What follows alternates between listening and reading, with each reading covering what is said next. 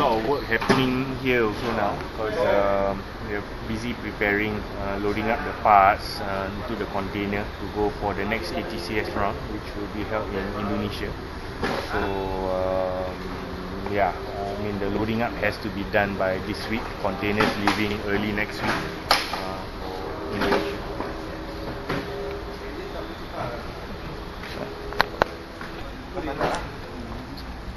What is you got the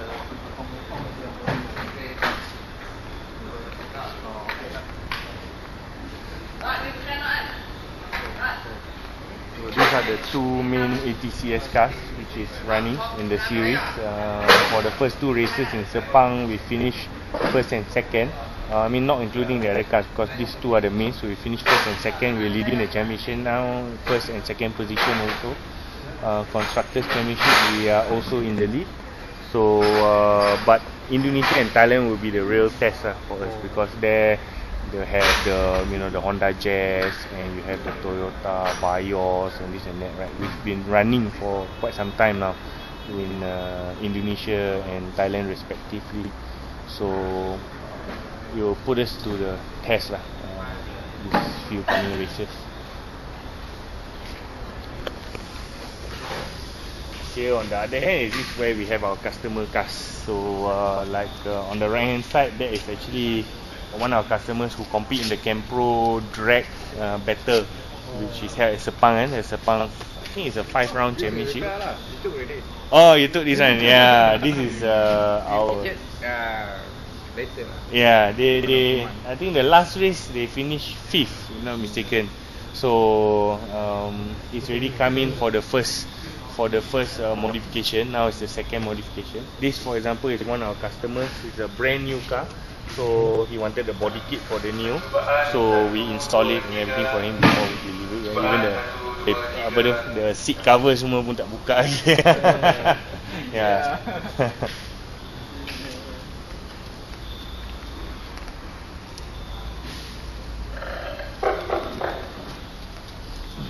This car, for example, is actually our MME car.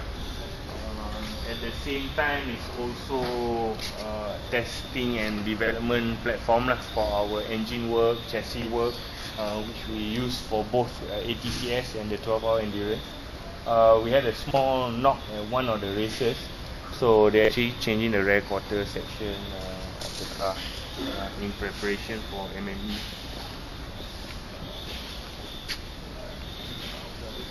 And here is where we do most of our fabrication. We've got a lathe machine, milling machine, metal sheet bender, pipe bender for exhaust systems, roll cages, press machine, you name it. So most of the work is done here, like all the one-off items, prototype parts. We build here the first unit, we test it, then only we go to our suppliers and get them to bring it to production at volume, because we can't do it in volume here. So like for example here, this is where we do most of our potting work. So it's for both our race cars, also for our customers. This site is specific for engine building and gearbox building. We don't have any projects running. We just completed the build of 4 engines for ATCS program. But we do have our customer engines also. So like these are engines which we will prepare for the 12-hour endurance. So we have actually one engine which we will do development on. So that will be for testing also. Making sure the reliability, the performance, everything is there. Once we've ironed out all the issues, we actually then replicate the build or make the improvements onto the race engines. We used to run one engine for practice qualifying, and just before the race we swap to a fresh engine, but that's not allowed in the regulations now. So you actually have to just have one engine throughout the whole race. So that's why we still run 2 engines, but that one engine is done way before. So we run it way before, make sure we get the mileage on it, the reliability there, the performance is to our needs, then we replicate the build, run it for the race weekend.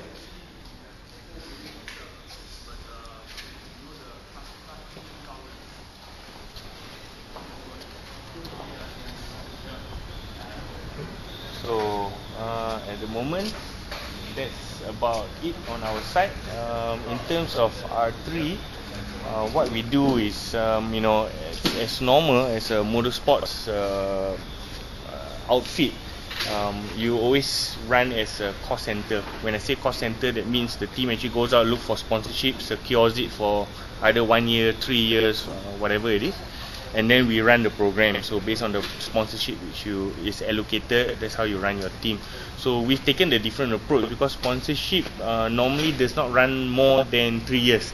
As a sponsor also, after the second, coming to the third year, you've already met all your objectives. So you're looking at other avenues to do promotions, not just through motorsport.